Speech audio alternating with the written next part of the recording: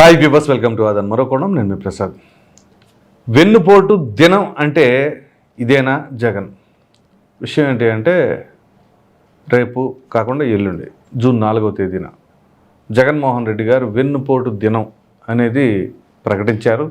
So అది 175 నియోజకవర్గాల్లో వాళ్ళు ఒక కార్యక్రమాన్ని వినూత్నంగా నిర్వహించాలనుకుంటున్నారు. సో ఈ వీడియో చూస్తున్న ప్రతి ఒక్కరు కూడా ఈ విశ్లేషణ మాత్రం ఖచ్చితంగా చూడాలి, చూసి కామెంట్ చేయండి. ఎందుకంటే ఇది ఆ పార్టీకి సంబంధించి కాదు, ఈ పార్టీకి సంబంధించి కాదు, ప్రజలను దృష్టిలో పెట్టుకొని మనం మాట్లాడుకోవాలి. సో ఇక విషయం ఏంటి అంటే జూన్ 4వ తేదీ, ఈ జూన్ 4వ తేదీనే ఈ వెన్నుపోటు దినంగా చేయాలి అని చెప్పేసి జగన్మోహన్ రెడ్డి గారు ఎందుకు పిలుపునిచ్చారు అని అంటే, గత ఏడాది ఇదే జూన్ 4వ తేదీన ఏం జరిగింది? ఎన్నికల కౌంటింగ్. ఉదయం 6 గంటల నుంచే ప్రేక్షకులందరూ అంటే ప్రజలందరూ కూడా టీవీ దగ్గర కూర్చోవాలి, ఖచ్చితంగా ఆ ఫలితాలు ఏ విధంగా ఉండబోతున్నాయి అనేది వీక్షించాలి అని చెప్పేసి ప్రతి ఒక్కళ్ళు భావించారు. అదేవిధంగా 8 గంటలకి కౌంటింగ్ స్టార్ట్ అవ్వడం, ఇక అక్కడ నుంచి జరిగిన విధానం అంతా మనం చూసాం. సో ఇప్పుడు ఈ వెన్నుపోటు దినం, అసలు వెన్నుపోటు అంటే ఏంటి? ఈ వెన్నుపోటు పదం అనేది రాజకీయాల్లో అంత హైలైట్ అయ్యేలాగా చేసింది ఎవరు అని అంటే అప్పట్లో కాంగ్రెస్ పార్టీ. ఇది చంద్రబాబు నాయుడు గారు రాజకీయ ఆరంగేటం చేసిన అనేది కాకుండా ఆయన ఏదైతే సీఎం అయ్యారో అప్పుడు చంద్రబాబు నాయుడు గారు ఎన్టీఆర్ గారిని ఈ విధంగా చేశారు, ఆ విధంగా చేశారు అని వెన్నుపోటు పదాన్ని అక్కడ నుంచి బాగా హైలైట్ చేసుకొచ్చారు. ఓకే, ఫైన్, బాగుంది.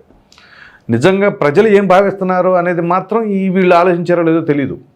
ఎందుకంటే చంద్రబాబు నాయుడు గారు నిజంగానే వెన్నుపోటు పొడిచారు అని చెప్పేసి అనుకుంటే ప్రజలు పదే పదే ఎందుకు గెలిపిస్తూ ఉంటారు చంద్రబాబు నాయుడు గారిని?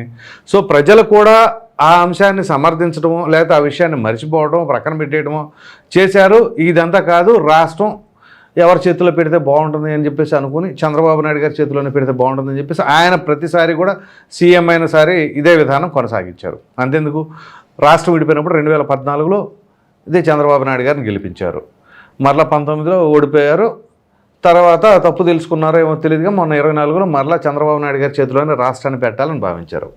సో ఇక్కడ చంద్రబాబు నాయుడు గారు ఒకసారి ఓడిపోయినా మరలా రెండోసారి గెలిపించుకోవాలి, మూడోసారి గెలిపించుకోవాలి, నాలుగోసారి గెలిపించుకోవాలి అని ప్రజలు ఎందుకు కోరుకున్నారు అనేది మాత్రం ప్రక్కన పెట్టేస్తున్నారు.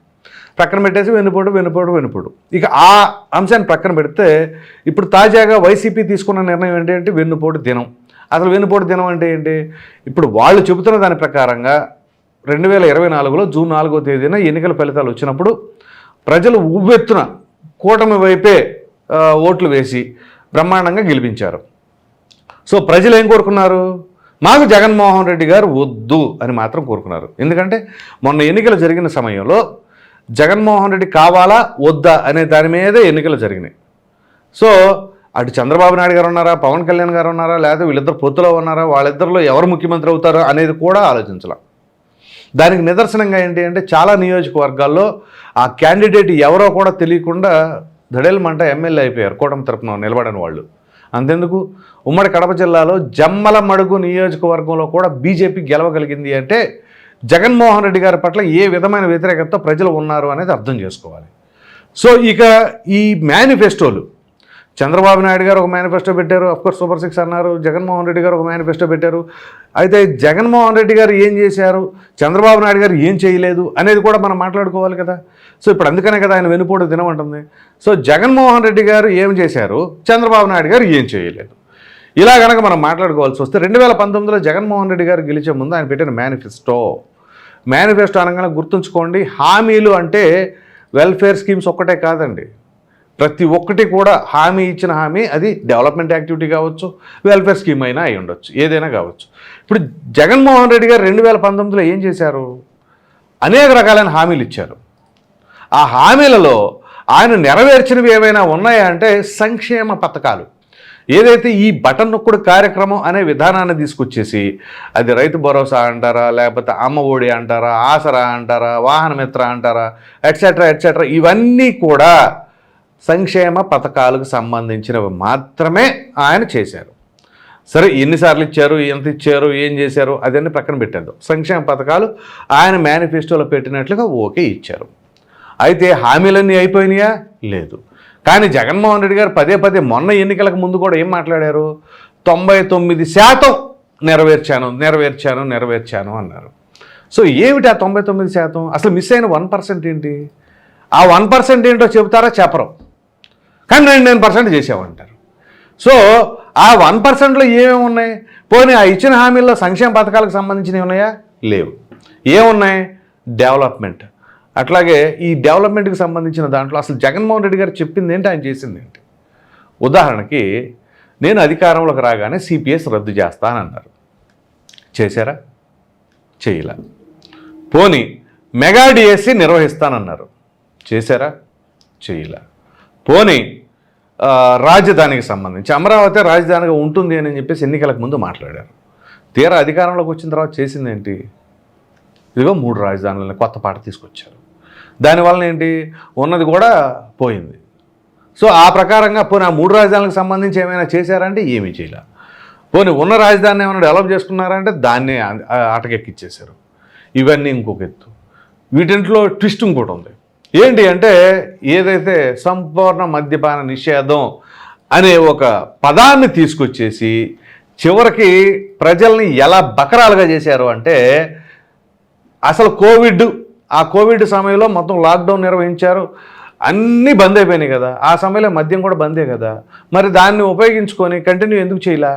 ఆ తర్వాత మరలా మద్యాన్ని రిలీజ్ చేసి దాన్ని అధిక ధరలో దాదాపుగా 50% అనుకుంటా హైక్ చేశారు. రైట్స్ హైక్ చేసేసి ఇక జనాల మీదకి వదిలేశారు. అందులో నాసిరకం. సో మరి ఆ సంపూర్ణ మద్యపాన నిషేధం అనేది దశల వారీగా చేస్తాను, తీరా ఎన్నికల సమయంకి వచ్చేసరికి 5 స్టార్ హోటల్కి మాత్రమే పరిమితం అవుతుందని చెప్పిన జగన్మోహన్ రెడ్డి గారు ఏమాత్రం చేశారు దాన్ని? మరి దాన్ని ఏమంటారు? సిపిఎస్ రద్దు చేయలే, మెగా డిఎస్సి నిర్వహించలే, రాజధాని కంటిన్యూ చేయలే, మరి ఈ సంపూర్ణ మద్యపాన నిషేధం అన్నది అమలుపరచలే. మరి వీటిని ఏమంటారు? వీటిని వెన్నుపోటు అంటారా, మరి గొడ్లపోటు అంటారా, ఇంకోటి అంటారా? ఇవన్నీ ఒక ఎత్తు. జగన్మోహన్ రెడ్డి గారు పదే పదే చెప్పుకొచ్చింది ఏంటి అంటే పేదలందరికీ ఇల్లు. మీకు కనుక గుర్తున్నట్లయితే ఆయన అధికారులతో కూడా ఒక కామెంట్ చేశారు. నేను మరలా ప్రెస్ మీట్ పెట్టి అడిగినా లేకపోతే విలేకరుల సమావేశాలు మాట్లాడినా ఇల్లు లేని వాళ్ళు ఎవరైనా ఉన్నారంటే ఒక్కరు కూడా చెయ్యెత్తకూడదు. సో ఆ ప్రకారంగా బ్రహ్మాండంగా మనం పేదలందరికీ ఇల్లు నిర్మించి ఇవ్వాలి అని చెప్పేసి అన్నారు. అక్కడ 3 ఆప్షన్లు ఇచ్చారు. సరే, ఎన్ని ఆప్షన్లు ఇచ్చారు అయ్యంటే పక్కన పెడితే ఎంతమందికి తన 5 ఏళ్ల పదవీ కాలంలో పేదలకి ఇల్లు నిర్మించి ఇచ్చారు చెప్పండి? అదేమిటి అంటే నేను ఇల్లు పట్టాలు ఇచ్చాను అంటారు. సో పట్టాలు ఇచ్చేస్తే అయిపోతుందా? అసలు ఎంత మేరకు పోనీ ఆ పట్టాలు ఇచ్చిన దాంట్లో ఈ గృహ నిర్మాణాలు జరిగినాయి అంటారు? అసలు ఆల్రెడీ టిడ్కో ఇళ్ళు నిర్మాణం జరిగిపోయి ఉంటే అది తుది మెరుగులు దిద్దేసి ఆ 5% 10% ఉన్నదాన్ని ఎందుకని ఆ లబ్ధిదారులకు కేటాయించలేదు? అంటే అది కక్షపూరిత ధోరణితో వ్యవహరించలేదా? ఆ లబ్ధిదారులకు ఇల్లు కేటాయించలేదుగా. ఆ టిడ్కో ఇల్లు పాడుపెట్టేసి తర్వాత ఎప్పుడుకో కొన్ని సంవత్సరాలకు వచ్చిన 3 సంవత్సరాలకు అనుకుంటా అది వాళ్ళకి ఇవ్వడం జరిగింది. సో ఈ ప్రకారంగా అక్కడ ఇచ్చిన హామీలు గుర్తుంచుకోండి. మరలా హామీలు అనగానే నాట్ ఓన్లీ వెల్ఫేర్ స్కీమ్స్, అందులో ఈ డెవలప్మెంట్ యాక్టివిటీస్కి సంబంధించింది ఉంటుంది, వైజాగ్ స్టీల్ ప్లాంట్కి సంబంధించింది ఏమీ లేదు. పోనీ ప్రత్యేక హోదా గురించి అనేక రకాలైన ప్రసంగాలు చేసిన జగన్మోహన్ రెడ్డి అధికారంలోకి రాగానే గాడికి వదిలేసిన కాళ్ళు దేనికి? ఇదే కదా. ఏమిటి అంటే ఇదిగో వాళ్ళకి బ్రహ్మాండమైన బలం ఉంది, సో ఇక మనం ప్రత్యేక హోదా అడగడానికి ఆస్కారమే లేదు అని చెప్పేసి ముందు చేతులు ఎత్తేసారు ఇక. సో వీటన్నింటిని పెట్టుకొని వెన్నుపోటు దినం అని చెప్పేసి వీళ్ళని ఎలా అంటారు? ఒకటి, అసలు సంవత్సర కాలంలో అంటే జగన్మోహన్ రెడ్డి గారు వచ్చిన సంవత్సర కాలంలో ఏ మేరకు హామీలు నెరవేర్చారు? ఏది సంవత్సరం కాదు కదా, 5 ఏళ్ల కాలంలో కూడా అది నెరవేర్చలేదుగా. వెల్ఫేర్ స్కీమ్స్ తప్ప నేను చెప్తాను, గుర్తుంచుకోండి. ఇక చంద్రబాబు నాయుడు గారి విషయానికి వచ్చేసరికి మీరు కనుక గమనించినట్లయితే ఫస్ట్ నుంచి ఆయన పరిపాలనా శైలి ఎలా ఉంటుంది అంటే వెల్ఫేర్ స్కీమ్స్ అనే దానికంటే కూడా ఎక్కువ ప్రాధాన్యత డెవలప్మెంట్కి సంబంధించిందే. సో అఫ్కోర్స్ ఆయనకు ఒక విజన్, అదే విజన్ ఏంటి అంటే ఎవరి పందాలు వాళ్ళు కొంటే అది వేరే విషయం. జగన్మోహన్ రెడ్డి గారు వచ్చేసి ఈ బటనొకటి కార్యక్రమం ద్వారా అనేదే చూసుకుంటారు. చంద్రబాబు నాయుడు గారు ఏం చేస్తారంటే కొంచెం లాంగ్ రన్ ఏంటి అంటే వీళ్ళు ఆర్థికంగా అభివృద్ధి చెందాలి అంటే వీళ్ళకి ముందు డెవలప్మెంట్ చేయాలి అంటే అది పెట్టుబడిదారులు తీసుకురావడమో కావచ్చు, లేకపోతే ఆ స్కిల్ డెవలప్మెంట్ కార్యక్రమాలు నిర్వహించేసి వాళ్ళలో నైపుణ్యతను పెంచాలి అనే ఉద్దేశం కావచ్చు, ఎట్సెట్రా. అది వాళ్ళు తీసుకునే విధానం. సో ఈ నేపథ్యంలోనే కొన్ని సంక్షేమ పథకాలని కొంచెం నిదానంగా చేద్దాంలే అనే ఉద్దేశం అయి ఉండొచ్చు ఒకటి. అది మీరు 2014 నుంచి 19 మధ్యలో చంద్రబాబు నాయుడు గారి పరిపాలనా తీరులో గమనించే ఉంటారు. ఎందుకంటే ఆయన అన్నా క్యాంటీన్లు అనేవి 2014లో హామీ ఇచ్చినా అది 2018లో అమలుపరిచారు. సో అంటే ఎన్నికలకు 1 సంవత్సరం ముందు మాత్రమే అన్నా క్యాంటీన్లు పెట్టారు. అంటే ఆయన ప్రయారిటీ ఎలా ఉంటుంది? ఖచ్చితంగా వెల్ఫేర్ స్కీమ్స్ కంటే కూడా డెవలప్మెంట్ యాక్టివిటీస్ అనేది తన యొక్క విధానంలో ఉంటారు. అలాగని వెల్ఫేర్ స్కీమ్స్ నిర్వహించకుండా ఉంటే ప్రజలు ఏమనుకుంటారు అనేది కూడా ఉంటుంది. సో ఇప్పుడు చంద్రబాబు నాయుడు గారు తన శైలికి విరుద్ధంగా మొన్న 2024 ఎన్నికలకు ముందు మాత్రం హామీల పర్వం కురిపించారు. సో సూపర్ 6 అన్నారు. సో అదేంటి, చంద్రబాబు నాయుడు గారికి అసలు ఎప్పుడు కూడా ఈ విధమైన వెల్ఫేర్ స్కీమ్స్ వైపు వెళ్ళరు కదా, కానీ ఫోర్స్ చేయబడ్డారు, బలవంతాన ఇవ్వాల్సిన పరిస్థితి ఆయనకి. ఎందుకంటే ఆల్రెడీ ఈ సంక్షేమ పథకాలు అనేవి జగన్మోహన్ రెడ్డి గారు బటన్ కూడా కార్యక్రమం ద్వారా ప్రజలకు అలవాటు చేశారు కాబట్టి ఇక వాటిని కాదని అనలేని పరిస్థితి. అయితే ఇక్కడ ఆర్థికంగా రాష్ట్రం ఏ విధంగా ఉంది? 2014 నుంచి 19 వరకు ఒకలాగా జరిగిన పరిపాలన, 19 నుంచి 24 మధ్యలో ఏ విధంగా పరిపాలన కొనసాగింది అనేది, అధికారంలోకి వచ్చేంత వరకు కూడా ఆర్థికంగా ఎంత చితికిపోయింది అనేది లెక్కలు తెలియవుగా. సో అధికారంకి వచ్చిన తర్వాత ఆ వ్యవస్థలన్నింటినీ కూడా అలర్ట్ చేసి అసలు ఎక్కడెక్కడ ఏం జరిగింది అని అంటే, ఇదిగో ఇప్పుడు ఆ లిక్కర్ స్కామ్ చూసారా, కొన్ని వేల కోట్ల కుంభకోణం, అది ప్రభుత్వ ఖజానాకి వెళ్ళవలసింది కూడా కొంతమంది ప్రైవేట్ వ్యక్తుల చేతుల్లోకి వెళ్ళిపోయింది. అంటే ఇంకా ఆ రకమైన పరిస్థితిని ఉంచుకొని ఇక్కడ సంక్షేమ పథకాలను ఏ విధంగా నిర్వహిస్తారంటారు? ఖచ్చితంగా అప్పు చేయాల్సిందే. సో అప్పు చేసినా కానీ ఆ సంక్షేమ పథకాలు నెరవేర్చాలి అంటే తలకు మించిన భారం. వీటన్నిటికంటే అసలు ప్రజలు కూడా ఆలోచించవలసిన అంశం ఏంటి అని అంటే, ఉచితాలు, ఈ సంక్షేమ పథకాలు అనే వాటిపైన ఏ రాజకీయ పార్టీ అయినా సరే నేను అది ఫ్రీగా ఇచ్చేస్తాను, ఇది ఫ్రీగా ఇచ్చేస్తానంటే ప్రజలు గొర్రెల్లాగా తలుపుతారు. చూసారా, అక్కడ ఉంది మైనస్. అసలు ఎక్కడి నుంచి వస్తుంది మనకు ఫ్రీ, ఏ రకంగా ఇవ్వగలుగుతారు, మన ఆర్థిక పరిపుష్టి ఎంత ఏమిటి అనే ఆలోచన లేకుండా ఫ్రీ ఇస్తానని ఎందుకు ఇవ్వలేదంటే, ఎవరైనా ఏదైనా ఫ్రీగా ఇస్తారండి? ఎందుకు ఇస్తారు? ఆ ఫ్రీ ఉందంటే దాని వెనకాల ఇంకోటి ఏదో బాధలు ఉంటుంది కదా. మరి అది ఎందుకు గ్రహించలేకపోతున్నారు? ప్రజలు అంత చైతన్యవంతులై ఉన్నప్పుడు మాకు ఈ ఫ్రీలు కాదు కావాల్సింది, మా జీవితాలు ఆర్థికంగా బలపడాలి అని అంటే మా బిడ్డల భవిష్యత్తు బాగుండాలి, వాళ్ళు విద్యపరంగా ఉన్నత విద్యను అభ్యసించాలి, వాళ్ళకి అత్యున్నతమైన స్థానం రావాలి అంటే మంచి మంచి ఉద్యోగాలు రావాలి అనే విధానంలో ప్రజలు ఆలోచించాలి. కానీ ఈ ఫ్రీ వైపు మొగ్గు చూపకూడదు అనే ఆలోచనతో ఉండాలి ప్రధానంగా. సో ఎప్పుడైతే ప్రజలు ఈ ఫ్రీకే మొగ్గు చూపుతున్నారో ఆటోమేటిక్గా రాజకీయ పార్టీలు ఏం చేస్తాయి, వాళ్ళు అధికారం కోసం హామీలు ఇచ్చేస్తూ ఉంటారు. జరుగుతాయి జరగవా సెకండరీ, ముందు మనం పవర్లోకి రావాలి అనే ఉద్దేశం పైన. ఇప్పుడు అదే విధానంలో చంద్రబాబు నాయుడు గారు కూడా ఒక విధంగా చెప్పాలంటే రాంగ్ స్టెప్ వేసినట్లుగానే చాలామంది రాజకీయ విశ్లేషకులు అభిప్రాయపడుతూ ఉన్నారు. ఇప్పుడు అంతెందుకు, ఉచిత ఆర్టీసీ ప్రయాణం మహిళలకు అనేది ఒక ఫ్లాప్ ఫార్ములా, అది కర్ణాటకలో ఇంప్లిమెంట్ చేశారు. ఆల్రెడీ ఆర్టీసీ తీవ్రమైన నష్టాల్లోకి వెళ్ళింది. తెలంగాణలో ఇప్పుడు నడుస్తూ ఉంది. దానివల్ల ఎన్ని ఇబ్బందులు పడుతుంది రాష్ట్ర ప్రభుత్వం కావచ్చు, ఆర్టీసీ డిపార్ట్మెంట్ కావచ్చు అనేది ఎందుకని గమనించారు? సో వాళ్ళు తర్వాత అయినా సరే దాన్ని సరిదిద్దుకోవాలి కదా. సరిదిద్దుకోవాలి అంటే కొన్ని కండిషన్స్ అన్న మార్చుకోవాలిగా. లేదంటే ఈ విధంగా ఆర్థికంగా కుదేలైపోతూ ఉన్నా కానీ ఇప్పుడు దాన్ని బలవంతాన ఇప్పుడు చంద్రబాబు నాయుడు గారు మీరు ఖచ్చితంగా చేయాల్సిందంటే దానివల్ల రాష్ట్రం అధోగతి పాలైపోతే, అదిగో ఈయన హామీలు ఇచ్చారు, ఆ హామీలు నెరవేర్చే క్రమంలో రాష్ట్రం ఇంకా సంక్రాంతిపోయింది అనేది ఎస్టాబ్లిష్ చేయాలనుకుంటున్నారా? సో ఇక్కడ మనం అదే ఆలోచించాలి. సో ఇప్పుడు ఆ ఉచిత ఆర్టీసీ బస్సులు కావచ్చు, ఇతరత్ర కావచ్చు, మహిళలకు నెలకు 1500 రూపాయలు కావచ్చు, అలాగే తల్లికి వందనం అని చెప్పేసి ఇంట్లో చదువుతున్న ప్రతి బిడ్డకి కూడా 15,000 రూపాయలు ఇస్తానని, అసలు ఇదంతా ఎందుకు? నిజంగా రైతులకు సంబంధించిందంటారా? పెట్టాలి. వాళ్ళు గిట్టుబాటు ధరలు కావచ్చు, ఏదైనా సరే అకాల వర్షాలు వచ్చినా, పెను తుఫాన్లు వచ్చినా, అప్పుడు నష్టపోయినప్పుడు వాళ్ళకి ప్రభుత్వం ఆదుకోవాలి అనేది పెట్టండి. బ్రహ్మాండం. రైతులకు ఇప్పుడు కూడా రాష్ట్ర ప్రభుత్వం కావచ్చు, కేంద్ర ప్రభుత్వం కావచ్చు అండదండలు, దానికి తప్పులేదు. అట్లాగే పేదలకు సంబంధించి ఉచిత విద్య, వైద్యం, ఆ రెండు పర్ఫెక్ట్గా ఎగ్జిక్యూట్ చేయండి.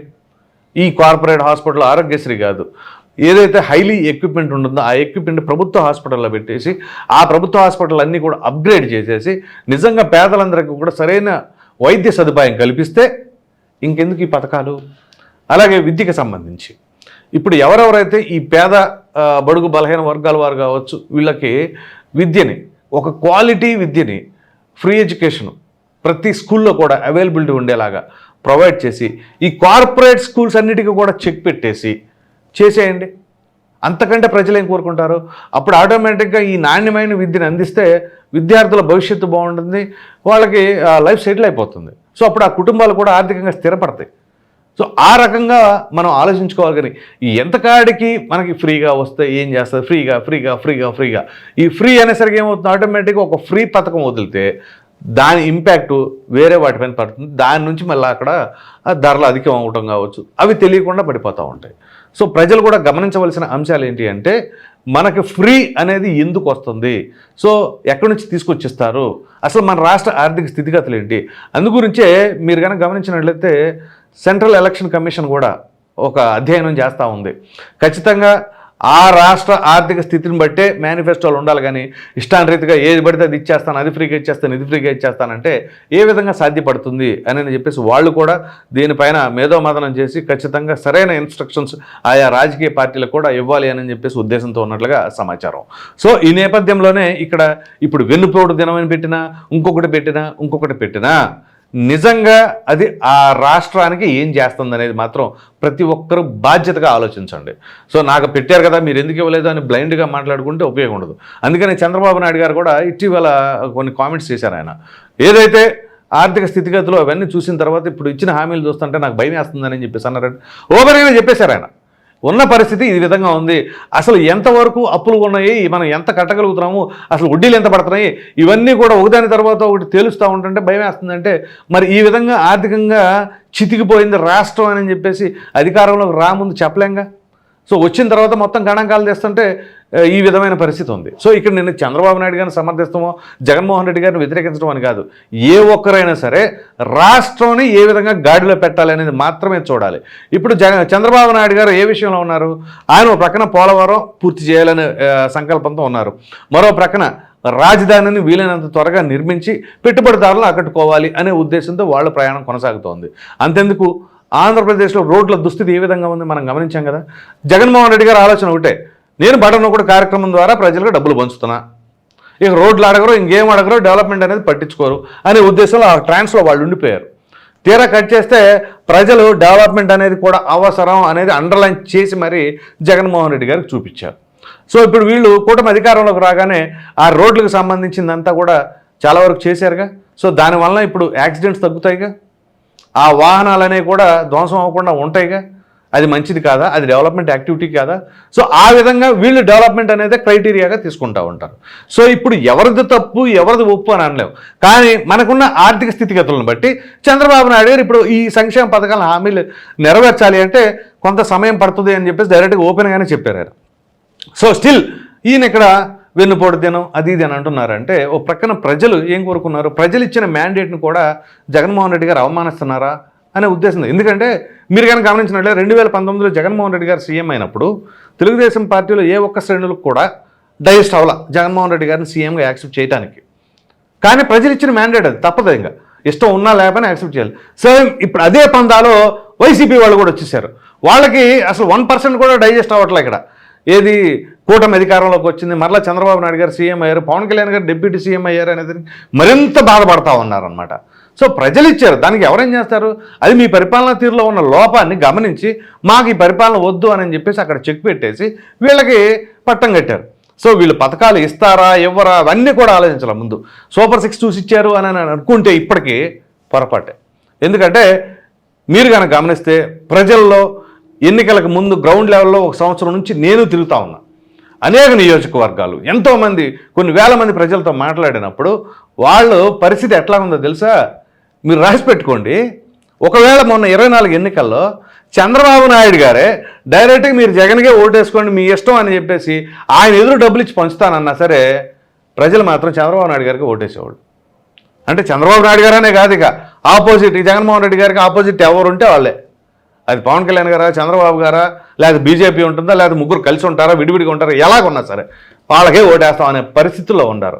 సో ఆ విధంగా ప్రజలు విసిగి వేసారిపోయి ఉంటే ఇప్పుడు ఆ ప్రజలు ఇచ్చిన మ్యాండేట్ను కూడా మరి అవమానపరిచేలాగా చంద్రబాబు నాయుడు గారు మోసం చేశారని చెప్పి జగన్మోహన్ రెడ్డి గారు మీరు అలా ఎలా మాట్లాడతారు, ప్రజలందరూ కూడా గంప గుర్తుగా వాళ్ళే కావాలి, మాకు ఏ హామీలు ఇచ్చినా ఈ పైన పర్వాలేదు, మేము మాత్రం మీ వెంటే ఉంటాం అనే విధానంలో వాళ్ళు ఆ రకంగా గెలిపిస్తే కాదు ఆ హామీలు చూసి గెలిపించారు అని చెప్పేసి వాళ్ళు అదే ట్రాన్స్లో ఉంటాం అనమాట.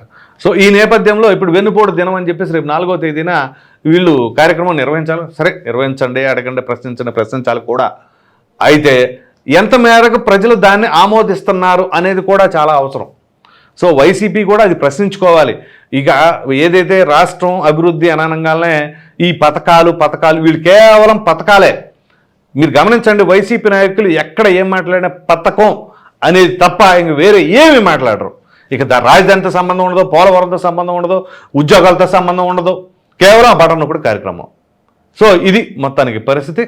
ఈ వీడియో కనుక మీకు నచ్చినట్లు లైక్ చేయండి, షేర్ చేయండి. అదేవిధంగా వెన్నుపోటు దినం అంటే ఇదేనా జగన్ ఇప్పుడు ఏదైతే ఆ బటన్ నొక్కుడు కార్యక్రమం కాకుండా ఇక హామీలు అనేవి ఏమి పట్టవా? మరి ఇప్పుడు చంద్రబాబు నాయుడు గారు కూడా ఈ సంక్షేమ పథకాలు అనేది కానీ ముందు డెవలప్మెంట్ యాక్టివిటీస్, ఆ తర్వాత ఆర్థిక వనరులను బట్టి సంక్షేమ పథకాల పైన ఆయన ఫోకస్ పైన మీ అభిప్రాయాన్ని కామెంట్ సెక్షన్లో తప్పకుండా తెలియచేయండి. Thank you.